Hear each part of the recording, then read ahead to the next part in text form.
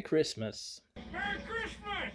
Welcome to Wayne's World of Mandolin. If you didn't subscribe to the channel already, I'm going to invite you to do that right now and turn on notifications so you're aware of all the new uploads coming your way. I'm looking forward to 2021. We're winding down this year and it's Christmas time. We're getting ready as a family here at the Benson household. We just put up the tree.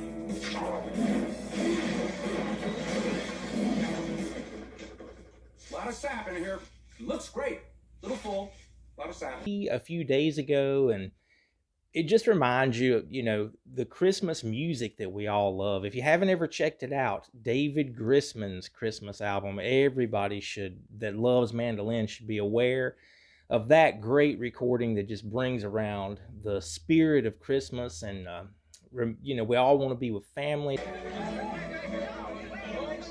So I'm putting this out there for you guys, and I hope you enjoy it. As always, we're going to make this bigger than the tune that we're playing. So the theme to what we're doing today is taking advantage of open strings, something that we probably do a lot when we're playing in the key of A on the mandolin, but not maybe as much in G with melodies like this, where if you're thinking about the G note, the root note, and then the 5 note, if you're a bass player, your counter note, the 5th.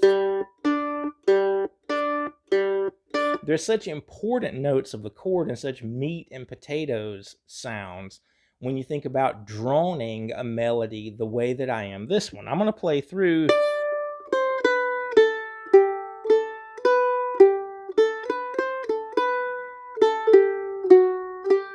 Okay, I'm playing this in the key of G if you're not on top of it.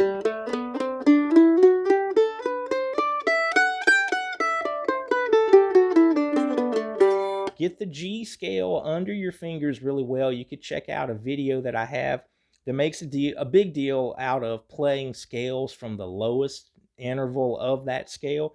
You could maybe go through that and tighten up on the G scale if you haven't. And hopefully most of you guys can probably hum this melody. Maybe you even know the lyrics to the song. And if you do, that's even better, because it's like you're just making the mandolin say the words. So there we had that first line.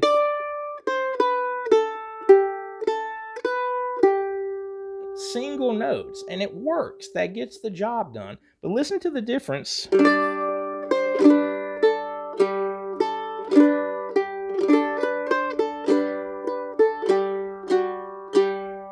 That droning effect, and how much we can learn about the art of playing the mandolin. When I play that first line,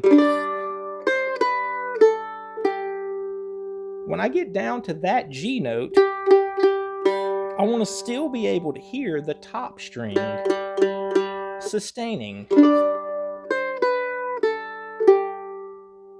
And I can. So that tells me that I've executed that clean enough that I didn't, with this hand, bump the string and stop it from sustaining, or kind of misfire with my left hand and get up here, where if we touch the bottom G string, say with one of your fingers, and you lose the sustain of that note, you got to be really accurate with your left hand. So again, fun music to play this time of year, but we're making it more about the big picture of sustaining those notes,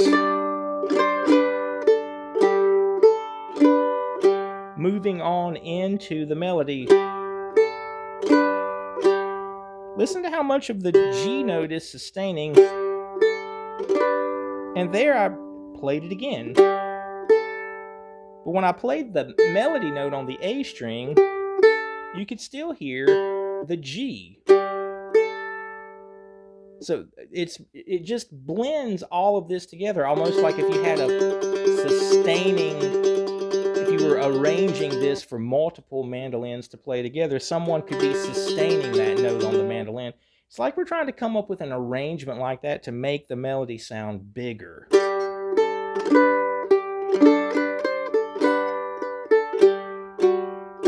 So there we are again.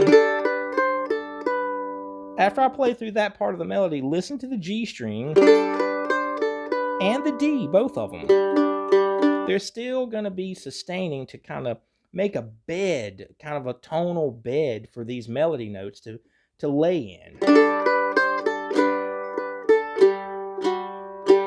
And even there, where I go to that F sharp note, it sounds really cool. Then we repeat that line.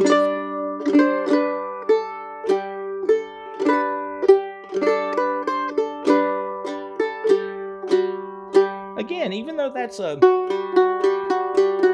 like nails on a chalkboard if you just do that, but it can be, but it goes by so fast in this melody. Those little things really do reinforce our melody notes. So now we're going to a D chord. If you ever had a Mel Bay chord book, you may have learned this D early on. It's funny how we can be playing something as many years as I've been playing the mandolin. Anytime something that's based on that kind of shape comes along, I can remember the Mel Bay chord book that I might even still have it around here somewhere that I learned this D position from. But I'm using that because now the G note is going to clash if I play that note over this D chord. The A note is the 5 of that chord. 1, 2, 3, 4, 5. So we're playing it here. There's our melody. So that's going to sound really weak all of a sudden if I don't have those droning notes. So I'm going to play that A note and still the D string open while these melody notes are played on the A string. Now we're back to G. That can be a tough little move where we have that parallel 5th thing happening. A D note on the 5th fret of the A string followed by a G note. So you can experiment with what works better for you. To pull that off, I like having the G note reinforce it again there. And then back to the melody, G and D strings, and then D again. So there's the melody.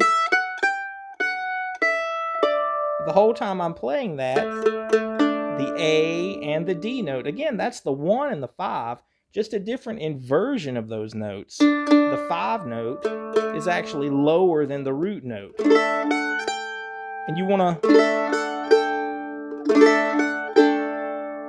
hear that sustain over the, or lower note sustaining over the melody. And I'm kind of strumming. You could play quite a bit of the melody and let that note sustain. So I guess it's 3 times that I'm playing that drone through that phrase, and it could be arrange it yourself for the touch that you have on the mandolin. But just be mindful when we play through that, depending on how your mandolin responds, if it's a heavy low end sound or maybe heavier on the E strings, that's going to determine the sweet spot when you play that rake across the strings, that you're trying intentionally to blend all of those notes together the same way we do rhythmically, the way that we want all of those notes to form a chord. Like vocalist, if you have a 3-part harmony and you want to hear a particular blend, we're trying to do that through these phrases. Then we repeat.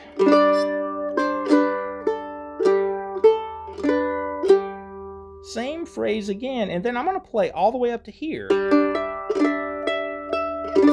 for that E note, because if I don't, the A note, that's going to clash. You could try to add a 5th or a 3rd or a 5th on that string.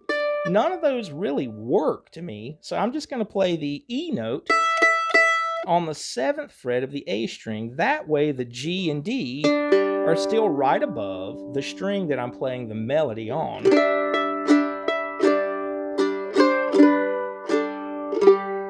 there's that last line, and as we play down that, we're just following the scale with so much of this melody. So there's a lot that you can learn from this Christmas tune, like all the other, if you're into bluegrass, using those standards or swing music, we want to make it about the bigger picture, that learning a melody like this should never just be about that melody. It should move the needle on your overall ability to play the mandolin. So I hope everybody has a great Christmas. I hope this video can help, and you can just find joy in playing some of these melodies that we all kind of grew up with. Merry Christmas to all!